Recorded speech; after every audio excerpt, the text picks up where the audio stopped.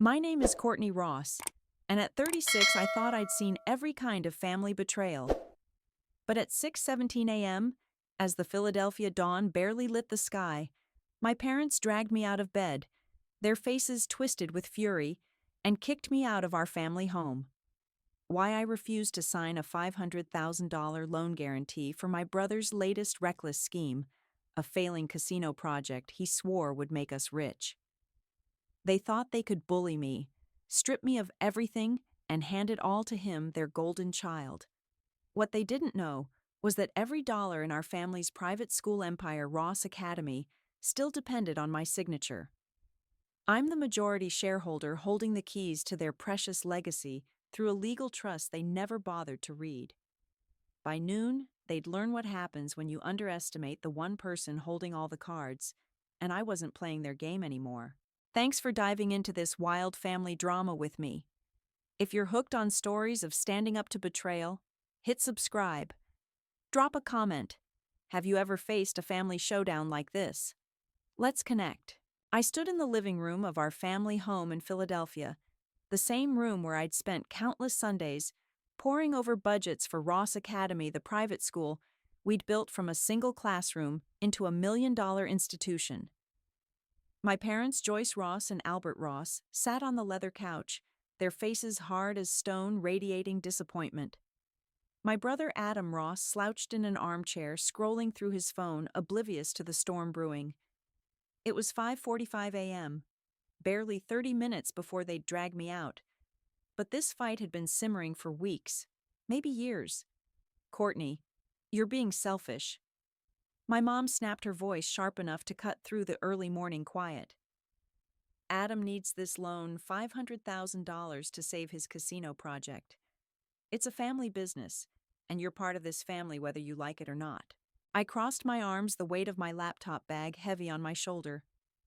That bag held the financial records for Ross Academy, every spreadsheet, every donor contract I'd secured to turn our family name into a respected brand in Pennsylvania education. I'd been the one balancing the books, negotiating with banks, and ensuring we stayed profitable. Adam, he'd contributed nothing but a trail of bad debts and worse ideas. Mom, I've run the numbers, I said, keeping my tone steady, despite the anger clawing at my chest. Adam's casino is a black hole. He burned through $200,000 last year, $300,000 the year before. I'm not signing my name to another failure. My dad Albert leaned forward, his knuckles white around a coffee mug he hadn't touched. This isn't just about numbers, Courtney. It's about loyalty. Adam's your brother. He deserves a chance to prove himself. I wanted to laugh, but the bitterness caught in my throat. Prove himself? Adam, at 38, had a history of failed ventures, restaurants that closed in months, a car dealership that tanked, even a cryptocurrency scheme that nearly landed him in court. Yet to my parents, he was still the golden boy, the one they pinned their legacy on, while I was just the workhorse keeping their dream alive. Dad, loyalty doesn't mean throwing good money after bad, I said, my voice firm. Ross Academy is thriving because I made it thrive. If I sign that guarantee, the bank could seize our school's assets when Adam defaults, and he will default. Adam finally looked up from his phone, his eyes narrowing with that smug arrogance I'd known since we were kids. You think you're so smart, Courtney, with your spreadsheets and your fancy finance degree from Penn? I've got investors lined up. This casino's a sure thing. He sounded like he always did, charming his way out of responsibility while I cleaned up his messes. I stepped closer, meeting his gaze without flinching. Name one investor, Adam. Just one. You can't, because they don't exist. You're gambling with our family's future, and I'm done covering for you. The room went silent. The kind of silence that feels like the world holding its breath before a scream. My mom stood, her hands trembling as she clutched a stack of loan documents, the pages crinkling under her grip. Courtney, we've already told the bank you'd sign. The meeting's today at noon with the board. If you don't do this, you're betraying us all. Betraying them. I'd spent 12 years pouring my life into Ross Academy, late nights, auditing accounts, weekends, charming donors, mornings teaching myself tax law to keep us compliant. I'd turned down a six-figure offer from a New York hedge fund to stay loyal to this family, to this school, and now they were calling me the traitor. "Joyce, calm down," my dad said, using my mom's first name the way he always did when he wanted to play peacemaker. But there was no peace here, not anymore. "Courtney, we're not asking. As financial director, it's your job to support the family's interests." My job. That phrase hit like a slap across the face. I wasn't just the financial director. I was the one who'd structured the school's endowment, secured its tax-exempt status, and set up the LLC that protected our assets, an LLC registered under my mom's name, but controlled entirely by me, a detail they'd never bothered to question. They thought I was just a cog in their machine, not the one holding the blueprints. I straightened, feeling a cold resolve settle in my chest, sharp and unyielding. My job is to protect Ross Academy, not to bail out Adam's fantasies. I won't sign. Adam slammed his phone on the coffee table, the crack echoing like a gunshot in the tense room. "You're ruining everything," he shouted, his face red with fury. "You've always been jealous, always trying to make me look bad. This is my shot, and you're too petty to help." I didn't flinch, didn't even blink. "Petty. I've paid off your debts twice. Adam, hundreds of thousands of dollars. I've kept this family afloat while you gambled it away. You don't get to lecture me about petty." My mom's face flushed red, the same shade I'd seen when she'd defend Adam's failures to the school's board, spinning his flops into learning experiences. "Enough, Courtney," she said, her voice low and dangerous. "If you won't help your brother, you're no longer welcome here. Pack your things and get out." The words should have cut deeper, but I'd seen this coming. I'd known since Adam's last disaster, a failed nightclub that cost us $250,000, that they'd choose him over me, over reason, over the empire I'd built. I nodded, my voice calm as granite. "Fine, I'll go. But you're about to learn what happens when you push out the one person holding this family together." As I turned toward the stairs to grab my belongings, my phone buzzed in my pocket. A text from Lisa Bennett, my best friend and Ross Academy's admissions director, who worked in the school's office just a block away. Heard the shouting from my desk. "You okay?" I typed back quickly, my fingers steady despite the adrenaline. "Not okay, but I've got a plan. Meet me at the school in an hour." Lisa didn't know it yet, but she was about to become my ally in a fight that would upend everything. I glanced back at my parents, their faces set in stubborn defiance, and Adam already back to his phone, probably texting his bookie or some shady investor. They thought they'd won, thought they could erase me from the family legacy. They had no idea what I was about to do. I stepped out of the house into the chilly Philadelphia dawn, my laptop bag slung over my shoulder, my breath visible in the early morning air. The front door slammed behind me. My mom's final words, "You're no longer welcome here," echoing in my head. I could still hear Adam shouting his accusations of jealousy and my dad's weak attempt to play peacemaker. But I didn't look back. At 36, I'd learned one thing about my family: they'd always choose Adam no matter how many times he failed. This time, they'd made a fatal mistake. I wasn't just their financial director.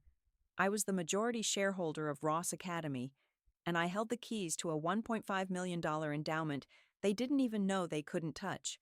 I walked down the quiet street toward Ross Academy, a 10-minute trek I'd made 1,000 times. My phone buzzed again. Another text from Lisa Bennett. "I'm at the school." "Where are you?" I typed back, 5 minutes out. "Get the coffee ready." Lisa had been my best friend since our days at Penn, the only person who understood the weight of carrying my family's legacy, while they treated me like a glorified accountant. She'd seen Adam's failures up close, watched me bail him out time and again, and never once judged me for staying loyal. That loyalty was dead now. I reached the school's entrance, a red brick building with ivy creeping up the walls.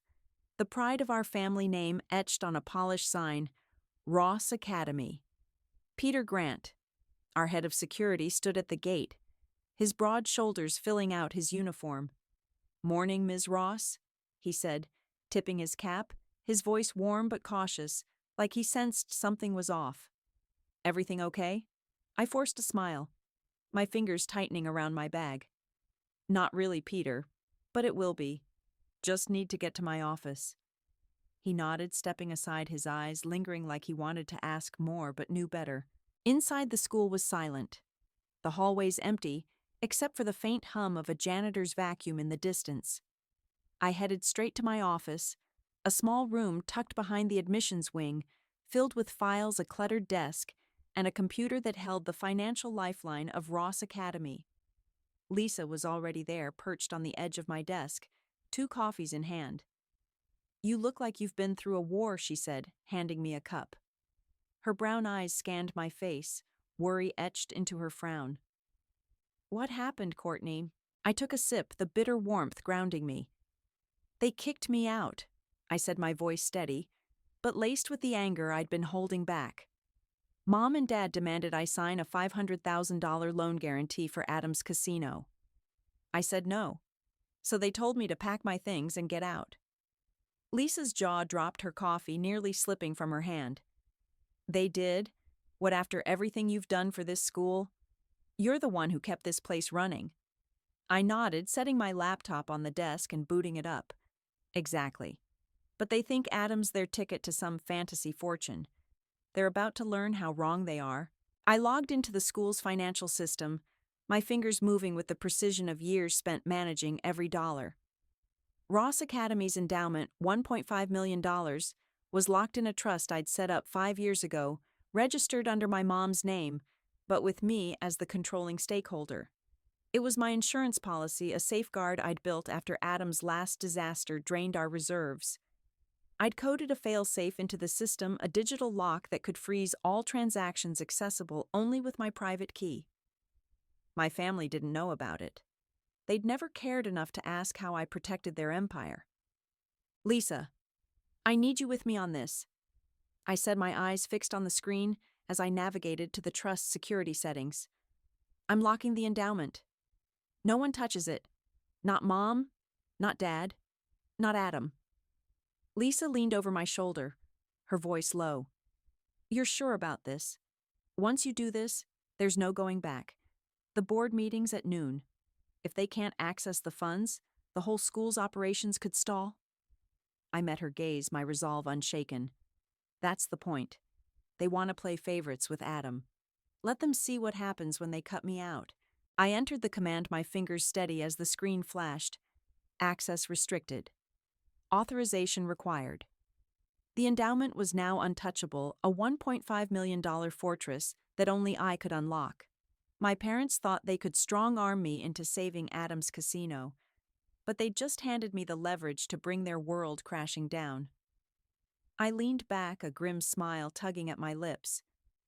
By noon, they'll realize they need me more than I need them. Lisa hesitated, then nodded. "What's next?" she asked, her voice steady now, like she was ready to follow me into battle.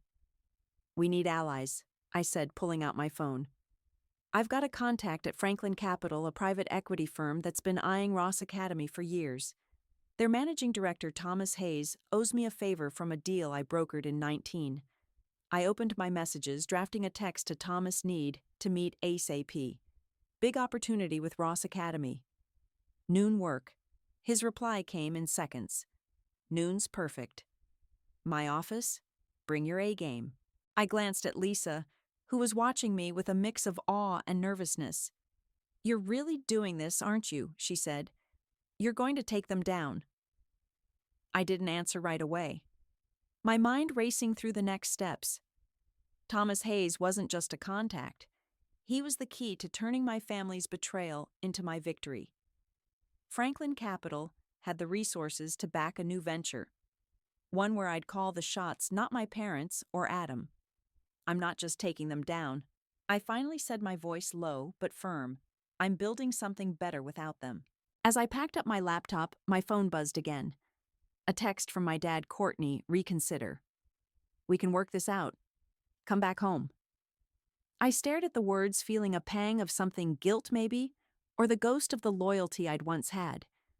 But it vanished as quickly as it came. I didn't reply. Instead, I turned to Lisa. Let's get to Franklin Capital. We've got a meeting to prep for. She grabbed her bag, her expression shifting to determination. Let's do this, she said. We headed out, leaving the empty office behind my plan already in motion. By noon, my family would face the consequences of underestimating me, and I'd be one step closer to taking back what was mine. I sat in the sleek conference room of Franklin Capital across from Thomas Hayes, the managing director, who'd agreed to meet me at noon. The Philadelphia skyline loomed through the floor-to-ceiling windows, a stark contrast to the chaos I'd left behind at Ross Academy. My phone buzzed in my pocket. Lisa texting from the school board meeting starting. Your parents are freaking out. Adam's here looking smug. I smirked, slipping the phone back into my pocket. They had no idea what was coming. At 11:59 a.m., as the board of Ross Academy gathered to approve Adam's $500,000 loan guarantee my failsafe activated just hours ago, would lock them out of the school's $1.5 million endowment. I'd made sure of it. Thomas leaned back in his leather chair, his sharp gray suit matching the steel in his eyes. Courtney, you said big opportunity. I'm listening. I took a deep breath. My laptop opened to a spreadsheet I'd prepared on the way over. Franklin Capital's been eyeing Ross Academy for years. I began, my voice steady, despite the adrenaline coursing through me. I control the majority stake through an LLC, and I'm ready to leverage that to build something new, a private school network starting right here in Philly. But first, I need your backing to make it happen. Thomas raised an eyebrow, intrigued but cautious. And your family? They're not exactly known for letting go of control. I leaned forward, meeting his gaze. They don't have a choice. As of this morning, I've locked the endowment. They can't touch a dime without my approval. Thomas's lips curved into a slight smile, the kind that said he respected a bold move.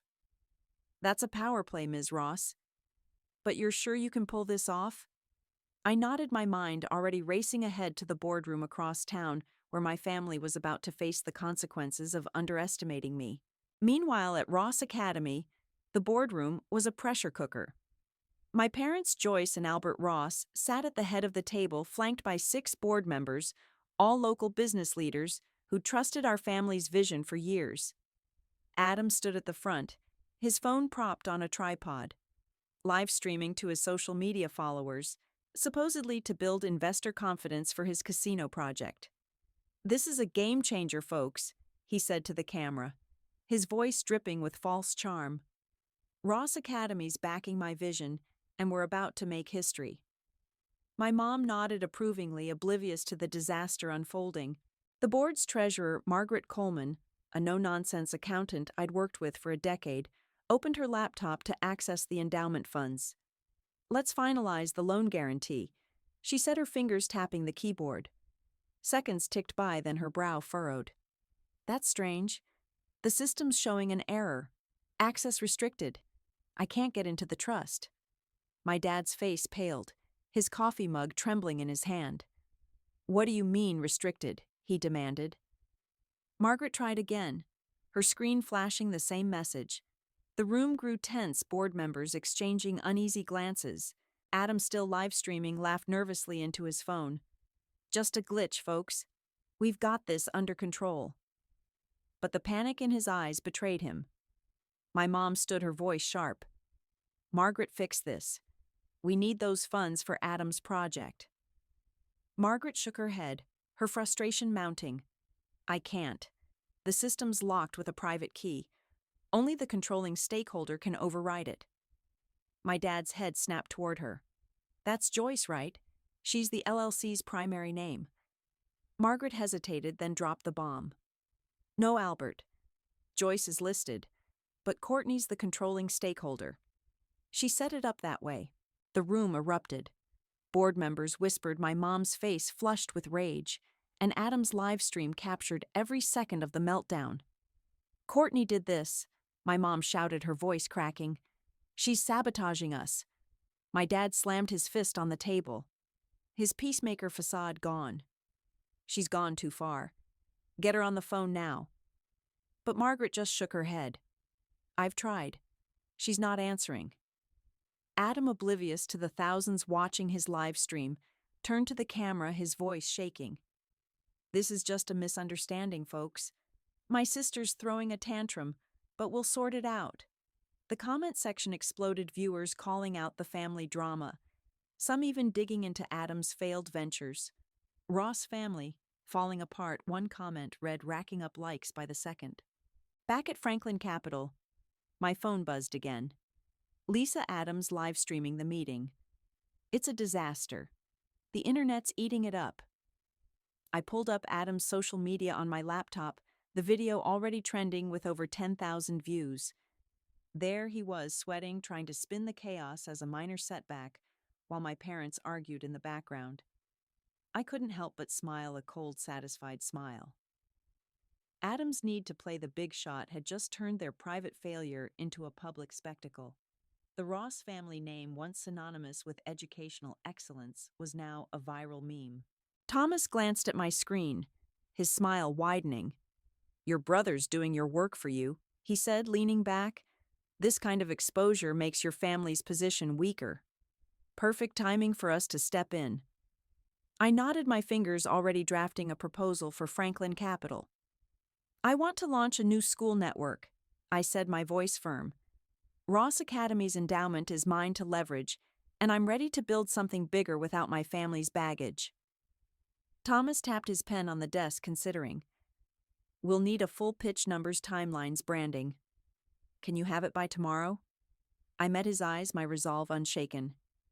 You'll have it by tonight. As I typed, my phone kept buzzing texts from board members, even one from my dad. Courtney, call me. We need to fix this. I ignored them all. They'd thought they could erase me, hand everything to Adam, and keep their empire intact. But I'd spent 12 years building Ross Academy, and I wasn't about to let them destroy it for a casino pipe dream. The live stream was still going, Adam stammering as viewers flooded the chat with questions about the locked funds. Why's Courtney in charge? One user asked. Another sounds like Adam's out of his depth. The scandal was spreading faster than I could have planned. Lisa texted again. Boards adjourned. Your parents are livid. Adam's still streaming, idiot. I glanced at Thomas, who was already pulling up his own contacts, ready to move on our deal. Let's set up a follow-up tomorrow, he said. Bring Lisa. She's sharp. I nodded, my mind already mapping out the next steps. The boardroom chaos was just the beginning. My family thought they'd won by kicking me out, but I was about to show them what happens when you bet against the one person who knows every secret in your empire. By the time this was over, Ross Academy would be a footnote, and I'd be building something new on my terms. I sat at a polished oak table in the sleek Philadelphia office of Liberty Partners, a private equity firm tucked into a high-rise overlooking the Schuylkill River. My laptop screen glowed with spreadsheets and projections for Liberty Academy, the new private school network I was building to eclipse Ross Academy's legacy. Lisa sat beside me, her notes on admission strategies neatly stacked, her calm presence grounding me after the chaos of the past 24 hours. It was 8 a.m., less than a day since my parents kicked me out of our family home in Philadelphia, and I was already rewriting my future. Daniel Carter, Liberty Partners managing director, leaned back in his chair, his sharp eyes scanning my proposal. Ms. Ross, this is bold, he said, tapping the screen where my 5-year growth plan outlined a network across Pennsylvania. You're using your stake in Ross Academy's endowment to fund this. You're sure it's locked down? I nodded, my voice steady, despite the adrenaline pulsing through me. The LLC is airtight. I control the $1.5 million endowment, and my family can't touch it without my key. They're stuck. Daniel's lips curved into a businesslike smile, the kind that saw dollar signs in my resolve. Then we're in. Liberty Partners will back you $10 million to launch, with an option for more if you hit first-year targets. Lisa's pen froze mid-note, her eyes wide, but she stayed silent, trusting my lead. I leaned forward, my determination unyielding. Deal. I want contracts by tomorrow.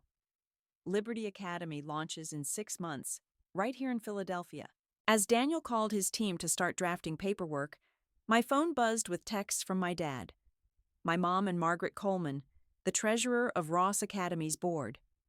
I ignored them, but Margaret's message stood out. Courtney, the board's a mess. Your parents want a meeting. What's your move? I didn't respond. My move was happening right now in this Philadelphia high-rise, where I was building a future free from my family's betrayal. They thought they could erase me, hand everything to Adam, but I was done carrying their failures. Liberty Academy would be mine, my vision. My rules built from the ground up in this city I'd always called home. Across town at Ross Academy's red brick campus in Philadelphia's suburbs, the fallout from yesterday's board meeting was spiraling.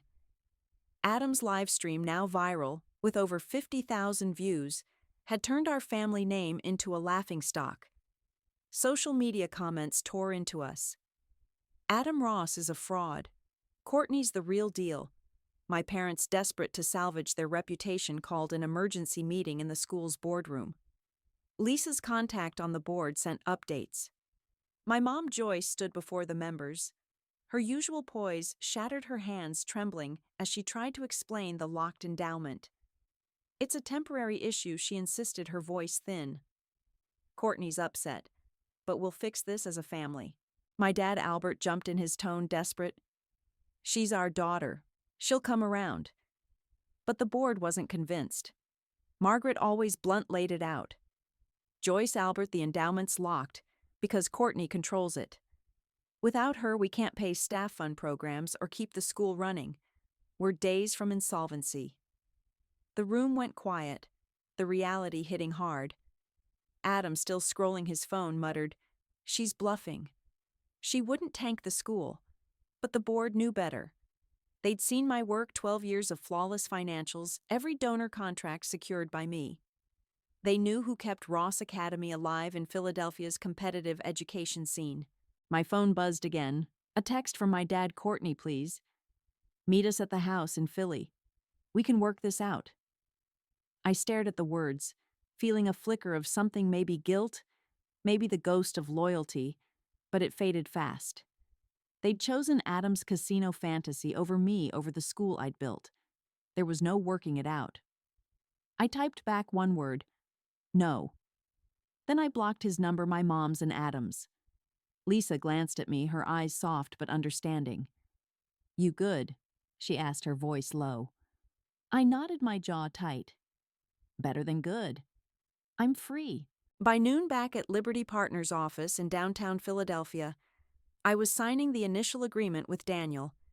He introduced me to his legal counsel, Stephen Walsh, a sharp attorney who'd handled major deals across the city. Ms. Ross, your LLC setup is brilliant, Stephen said, flipping through my trust documents. Your family has no claim to the endowment without your consent. You're in control. I smiled, a genuine one, not the grim resolve I'd worn all day. Good. Let's make sure Liberty Academy is untouchable right here in Philadelphia. As we finalized terms, Liberty Partners' $10 million investment for a 30% stake, with me retaining full control. Lisa pulled me aside. Courtney, the board's voting to remove your parents as chairs. She whispered, her phone open to a text from her contact. They're blaming them for the mess. Adam's casino pitch is dead. I nodded, unsurprised. The board had relied on me for years. They knew who kept the school solvent. But I wasn't going back to save Ross Academy. That chapter was over. That afternoon, Stephen called from his Philadelphia office. Your parents' lawyer reached out. He said, his tone neutral. They'll reinstate you as financial director if you unlock the endowment. They're desperate. I laughed, a short, bitter sound. Tell them I'm done. Ross Academy's their problem now. Stephen chuckled.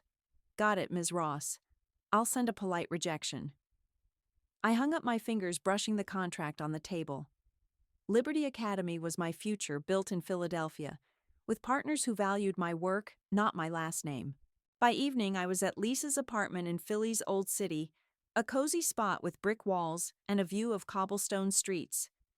She poured us wine, her expression a mix of pride and disbelief. "You did it, Courtney," she said, raising her glass. "You walked away from your family and built something bigger in a day." I clinked my glass against hers, a weight lifting from my shoulders. I didn't just walk away, Lisa.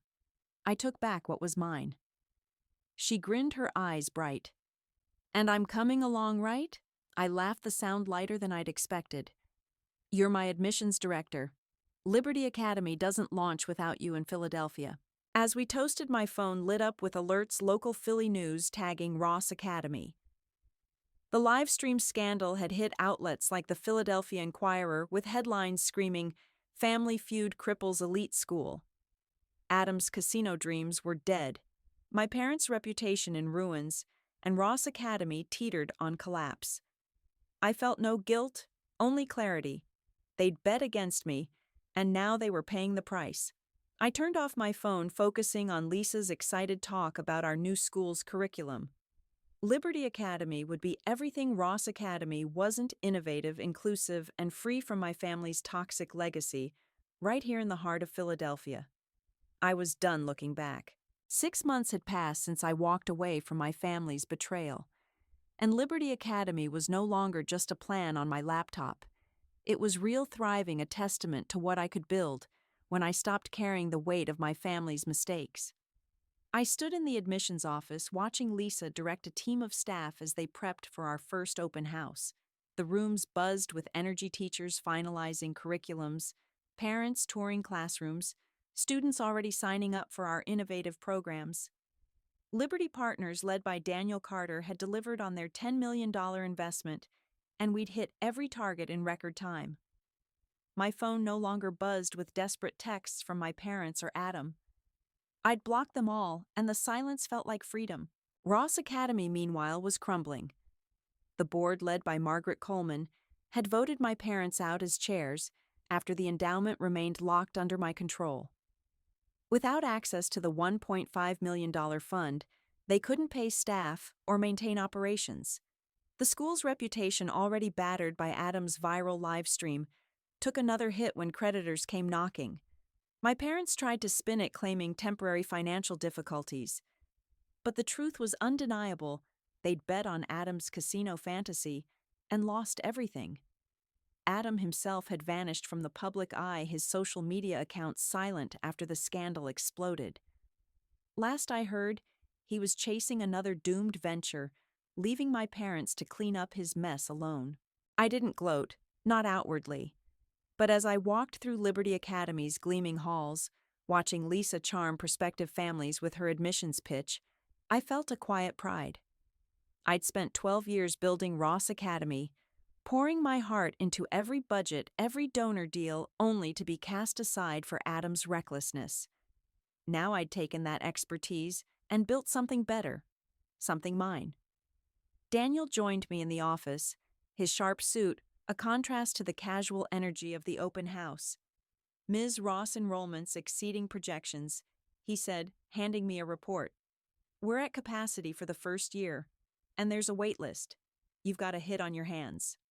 I smiled, scanning the numbers. "We're just getting started, Daniel. Next year we expand, new programs, more campuses." Lisa overheard, grinning as she joined us. "Courtney, you're unstoppable. They thought they could break you, but look at this." She gestured to the bustling office where parents signed enrollment forms and kids explored interactive displays. I nodded, my chest tight with a mix of relief and triumph. "They didn't break me, Lisa. They freed me." She laughed, squeezing my arm. "That's my girl. Now let's make this open house unforgettable." I followed her lead, diving into conversations with families, my confidence growing with every handshake. Liberty Academy wasn't just a school. It was proof that I didn't need my family's approval to succeed. My parents hadn't given up, though. A week earlier, Stephen Walsh, my attorney, forwarded a message from their lawyer Joyce and Albert, "Are willing to step down permanently if you unlock the endowment. They're offering you full control of Ross Academy." I'd laughed when Stephen read it to me, the sound sharp and final. Full control.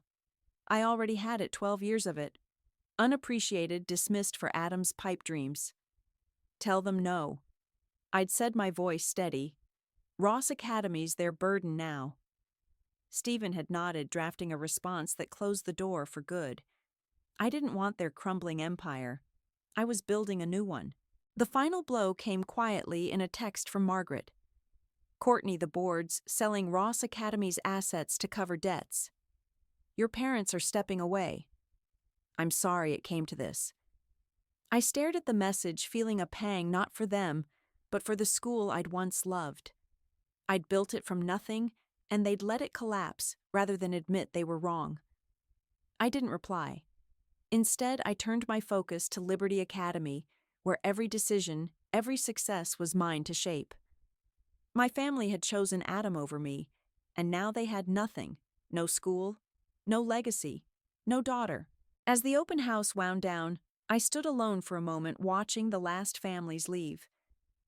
The weight of the past 6 months settled around me, not heavy, but grounding. I'd been kicked out at dawn, betrayed by the people who should have valued me most. But I'd turned their rejection into my greatest strength. Liberty Academy was thriving, and I was no longer the workhorse daughter or the overlooked sister. I was Courtney Ross, the woman who'd taken back her power and built something unstoppable. This journey taught me something I want to share with you. Family is supposed to lift you up, but sometimes they're the ones holding you back. I learned that loyalty doesn't mean sacrificing your worth. It means standing up for it, even when it's hard, even when it hurts. My parents and Adam thought they could bully me into saving his failures. But I chose myself, my skills, my vision, and I won. Don't let anyone, family, friends, or otherwise dim your light because they can't handle its brightness. Protect your value, fight for your place, and never apologize for demanding the respect you've earned. I turned to Lisa, who was packing up her notes, and smiled. We did it, I said, my voice soft but sure. She grinned back. No, you did it. I'm just along for the ride. I laughed, the sound carrying a freedom I hadn't felt in years. Liberty Academy was my legacy, now built on my terms with people who saw my worth. My family's empire was gone, but mine was just beginning. Thank you for sticking with me through this wild ride of betrayal and triumph. Your support means everything. If this story hit home, if you've ever had to fight for your worth, drop a comment and share your story. I read everyone. Hit that subscribe button to join me for more tales of standing tall. Let's keep this journey going together.